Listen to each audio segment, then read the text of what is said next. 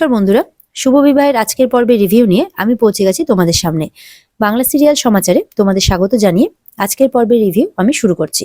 দেখা যাচ্ছে সুধা আর ঝিনুক তো প্ল্যানিং করছে যে কিভাবে ওই বুড়োকে বাড়ি থেকে বের করবে। একবার বাড়ি থেকে বের হলে সুধা তাদের উত্তম মধ্যম ব্যবস্থা করবে। ঝিনুক তখন একটা বুদ্ধি বের করে, বলে প্রেমপত্র। প্রেমপত্র শুনে তো বিচ্ছু আর সুধা দুজনে অবাক হয়ে যায়। বলে প্রেমপত্র দিয়ে কি হবে? বলে তুই একটা প্রেমপত্র লিখবি দিলীপ বাবুকে, বলবি যে বিয়ের আগে তুই ওনার সাথে দেখা করতে চাস বাইরে, ব্যাস তাহলে ওনাকে বাইরে বের করা সম্ভব হবে। সুধা বলে একদম ঠিক বলেছিস, প্রেমপত্র দিয়ে ওই পুরনো গোডাউনে ওই বুড়োকে নিয়ে যেতে হবে। এরপরে সুধা লিখতে বসে, বলে বল কি লিখবো? ঝিনুক বলে লেখ প্রিয়তম। বলে কি? ছি ছি ছি, আমি এই কাজ করতে পারবো না, ছি। তখন বিচ্ছুর হাতে দিয়ে দেয়। বলে আমি বুঝতে পারছি দিদি, এখন ওই বুড়োকে শ্রী চরণেশ্বর লেখা উচিত, কিন্তু কি করবি বল, বাধ্য হয়ে তো তোকে করতে হচ্ছে, তাই না? আপাতত তুই এটা জামাইবাবুকে লিখছিস ভেবে লিখে ফেল। এরপরে ঝিনুক আর বিচ্ছু রিকোয়েস্ট অনুযায়ী সুধা সেই প্রেমপত্র লিখতে থাকে। ঝিনুক বলতে থাকে আর সুধা লিখতে থাকে। বিয়ের লগ্নের আগে পুরনো গোডাউনে দেখা করার কথা সেখানে লেখা হয়। এদিকে তো দেখা যাচ্ছে তেজ পুরো রেগে গেছে যে উনি একটা একটা জলজান্ত সুন্দর বর থাকতে একটা বুড়োকে বিয়ে করছেন না, আমার আর এইসব কিছুতেই ভালো লাগছে না। ইতিমধ্যে দেখা যাচ্ছে তার বাবা সানাইয়ের বাজাতে বাজাতে চলে আসছে, মানে রেকর্ডারে আর কি। বলে এটা কি হচ্ছে জেঠুমনি, তুমি এটা বন্ধ করো, সমুদ্র বলতে থাকে। এদিকে দেখা যাচ্ছে সেখানে সুধার জেঠিমা আসে, বলে চিন্তা করবেন না, সবকিছু ঠিকঠাক ভাবে হয়ে যাবে। এদিকে সুধার বাবা জেঠিমার কাছে যায়, বলে যে আচ্ছা সরস্বতী দেবী বলুন তো, এই বিয়ে বাড়ি অথচ জাঁকজমক নেই, লাইট নেই, লোকজন নেই, আলো নেই, এরকমটা কেন? বলে তখন জেঠিমা কিছু বলতে গিয়ে আটকে যায়, বলে যে কি বললেন আপনি, সরস্বতী দেবী? না না, আমার নাম হচ্ছে লক্ষ্মী দেবী। আপনারও কি ভুলে যাওয়ার অভ্যেস আছে নাকি? তখন সমুদ্র এসে ব্যাপারটা সামলায়, বলে যে আসলে বয়স হচ্ছে তো, চোখেও কম দেখেন, তাই উনি লক্ষ্মী, সরস্বতী, কার্তিক, গণেশ সবকিছুতে গুলিয়ে ফেলছেন আর কি। বলে ও আচ্ছা। তেজ মনে মনে ভাবে এই বাবাটা আবার কোনো একটা ব্লাইন্ডার করে ছাড়বে। জেঠিমা বলে সুধার আগের যে শ্বশুরমশাই ছিল সে তো ভুলভাল নামেই ডাকতো, আমার তো মনে হয় তার মাথাটাই হয়তো খারাপ। তো এটা শুনে তেজের বাবা রেগে যায়, বলে কে বলেছে আমার মাথা খারাপ? তখন সমুদ্র এসে আবারও সামলে নেয়। সমুদ্র বলে ও ও তোর কথা বলেনি, ও যে মানে ওনার যে আগের স্বামীর যে বর তার কথা বলেছে। তখন তেজের বাবা বলে আমি এনাকে উচিত শিক্ষা দিয়েই ছাড়বো, আমার মাথা খারাপ না, এটা আমি এনাকে ভালো করে বুঝিয়েই ছাড়বো। সমুদ্র জেঠুমনিকে বলে যে তুমি একটু শান্ত হও, নাহলে সবকিছু বিগড়ে যাবে। এদিকে লক্ষ্মী দেবীকে বলে আচ্ছা বিয়ের ব্যবস্থাটা কখন হবে? জেঠিমা বলে সবকিছু হয়ে যাবে, আপনারা চিন্তা করবেন না, বলে দোয়েলকে ডাকতে থাকে। এরপর জেঠিমা অদিতিকে বলে বাইরের দরজাটা বন্ধ আছে তো, বাইরে যাতে কেউ জানতে না পারে যে ভেতরে বিয়ে হচ্ছে, তোমরা ঝট করে দরজাটা বন্ধ করে দাও আর ভেতরে মণ্ডপটা সাজিয়ে ফেলো। এরপরে তেজ বলে আমার এবার ধৈর্যের বাঁধ ভেঙেছে, আমি আর পারছি না, এবার আমি সুধাকে গিয়ে সবকিছু বলে দেবো। যখনই যাচ্ছে তখনই ঝিনুক চলে আসে, যে ও বাবা জেঠুকে বরের বেশি আজকে কি কিউট লাগছে। বলে জেঠু জিজু এই চিঠিটা দিদি আপনার জন্য পাঠিয়েছে। এরপরে তেজ বলে কি, উনি বিয়ের আগে দিলীপ বাবুর সাথে বন্ধ গুদামে দেখা করতে চাইছেন? সমুদ্র বলে এটাই সুযোগ, বৌদির সাথে কথা বলে নে। তেজ বলে এবার আমি এর একটা ব্যবস্থা করেই ছাড়বো। এরপর অদিতি সব জানলা দরজা বন্ধ করে চলে আসে আর জেঠিমা চলে যায় সুধাকে ডাকতে। সুধাকে ডাকতে গিয়ে দেখে সুধা তো ঘরে নেই। এদিকে সুধা আর ঝিনুক বেরিয়ে পড়েছে তেজের সাথে, মানে জেঠুর সাথে বাইরে দেখা করবে বলে, তাকে জব্দ করবে বলে। এদিকে দেখা যাচ্ছে ফন্টে আর কাতলাও কোনো না কোনো ষড়যন্ত্র করছে। আর ঠিক সেই জায়গাতে সুধা আর ঝিনুকও এসে উপস্থিত, তারা পাশাপাশি দাঁড়িয়ে রয়েছে কিন্তু কেউ কাউকে দেখতে পাচ্ছে না। ইতিমধ্যে চারজনের সাথে ধাক্কাও লাগে, কিন্তু তবুও কেউ কাউকে দেখতে পায় না। কিন্তু সুধারা দেখে ফেলে কাতলাকে আর ফন্টেকে।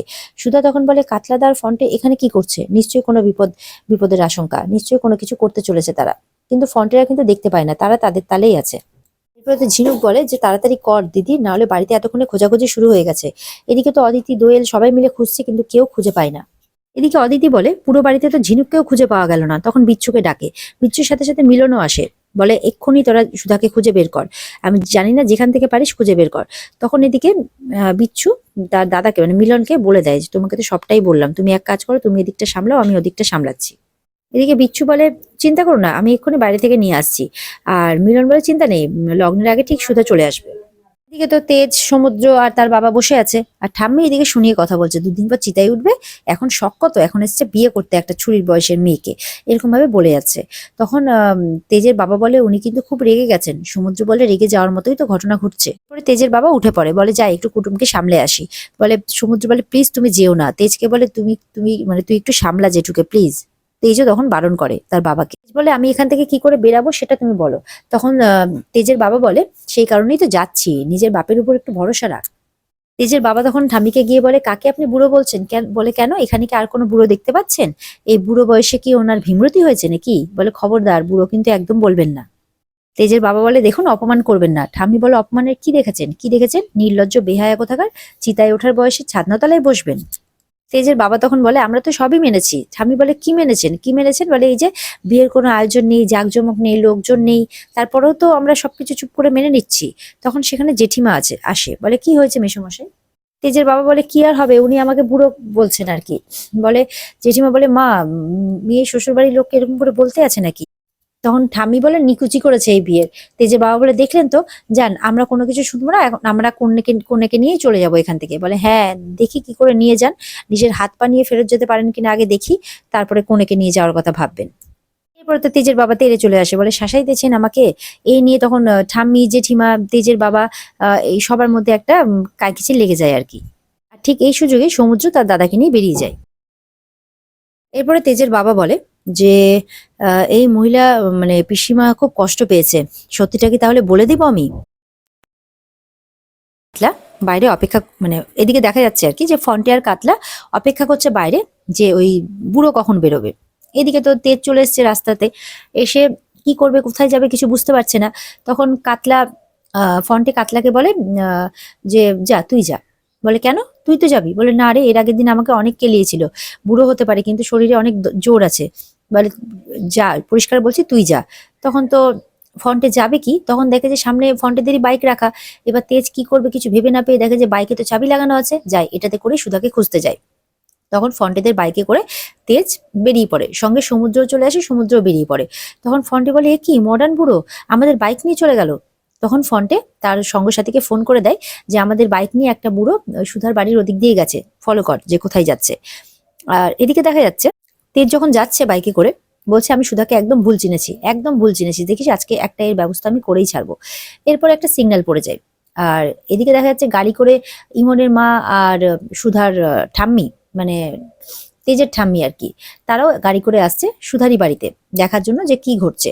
তারাও একটা সিগন্যালে থেমেছে, আর তেজরাও যে সিগন্যালে থেমেছে একদম পুরো পাশাপাশি।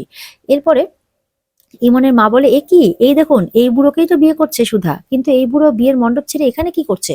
তখন ঠাম্মি বলে চলো পিছন করতে হবে। এরপরে তারাও তেজদের পেছন করতে থাকে। এদিকে সুধারা তো পৌঁছে গেছে যথারীতি গোডাউনের মধ্যে।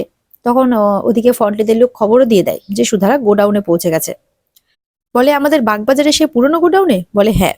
আর এদিকে দেখা যাচ্ছে সুধাদের বাড়িতে কেউ একজন দরজা খটখট করছে। সুধার জেঠিমা বলে কি ব্যাপার, কে এলো? সুধা নয় তো? যা যা যা, অদিতিকে বলে যা গিয়ে গেটটা খোল।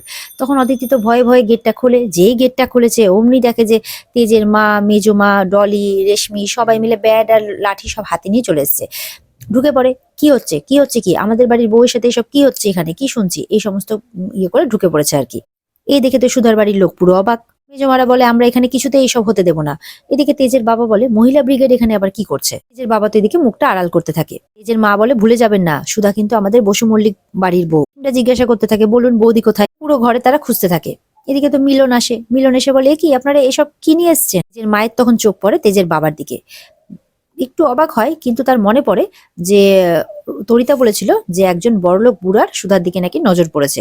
তেজের মা মনে হয় এই বুড়ো কি সেই বুড়ো মনে করেছে।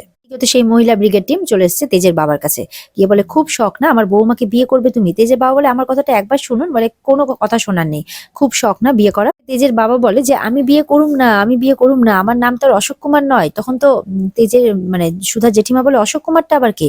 তখন তেজের বাবা বলে এই রে, এই তেজ আবার কি নাম রেখেছিল যেন, এত খটোপটো নাম আবার কেউ রাখে নাকি, কিছুতেই তো নামটা মনে পড়ছে না। তখন বলে যে একবার আমার কথাটা শুনুন। তখন তেজের মারা আবার তেড়ে আসে, বলে কোনো কথা শোনার নেই। বয়সে বিমৃতি হয়েছে তো এই ডলে চেপে ধরতো, দিয়ে তারা ফটাফট বেতের বাড়ি মারতে থাকে। তেজের বাবা পালাতে থাকে। এবার ইয়ের কাছে গিয়ে বলে, জেঠিমার কাছে গিয়ে বলে সরস্বতী দেবী আমাকে বাঁচান। বলে উফ আমার নাম সরস্বতী নয় লক্ষ্মী। বলে বিপদের দিনে নামকরণ করে লাভ নেই, আমাকে বাঁচা। জেঠিমা মনে মনে বলে দিলীপ কুমার বাবুর এই মানে বন্ধু তো একেবারে সুধার এই শ্বশুরের মতো, এরকম সন্দেহ করে নেয় জেঠিমা। তখন বলে উনি তো পাত্র নন, উনি পাত্রর বন্ধু, ওনাকে ছেড়ে দিন প্লিজ, উনি কোনো দোষ করেননি। কিন্তু সুধার শাশুড়িরা কিছুতেই শুনতে রাজি নন, বলে দোষীর সঙ্গে যে থাকে সে সমান দোষী। পরে বলে যে আমাকে ক্ষমা করো দময়ন্তী। দময়ন্তী শুনে তো অবাক হয়ে যায় তেজের মা, বলে এই নামে তো শুধুমাত্র উনি আমাকে ডাকেন। দিয়ে আবার শুরু করে, এই বুড়ো ভেবেছিসটা কি, বর যেই নামে ডাকে সেই নামে আমায় ডাকবি? তো দাড়ি আজকে আমি উপরে নেবো। যে দাড়ি ধরে টানে অমনি দাড়ি খুলে তেজের মায়ের হাতে চলে আসে।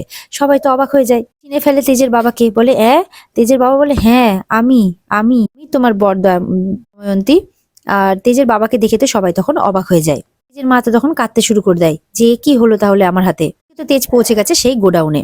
গোডাউন তো পুরো অন্ধকার করে রেখেছে সুধারা। তেজ তো খুকি খুকি বলে ডাকছে। এরপরে তো একটা অট্টহাস্যের আওয়াজ শুনতে পায় সেই জেঠু। সেই অট্টহাস্যের আওয়াজ শুনে তো তেজ পুরো অবাক হয়ে যায় যে এটা আবার কি, এটা আবার কোন আওয়াজ আসছে। আর এখানে আজকের পর্ব শেষ হয়ে যায়। তো বন্ধুরা, এই ছিল আজকের পর্বের রিভিউ। আশা করি তোমাদের খুব ভালো লেগেছে। এর বিস্তারিত দেখতে অবশ্যই তোমরা স্টার জলসার পর্দায় আজ নজর রাখবে। তো চলো, যদি পর্ব ভালো লেগে থাকে তাহলে পর্বকে লাইক, কমেন্ট আর চ্যানেলকে সাবস্ক্রাইব অবশ্যই করে দিও। দেখা হচ্ছে তোমাদের সাথে আগামীকালকে আরেক জমজমাট এপিসোড নিয়ে। ততক্ষণ সবাই ভালো থেকো। টাটা।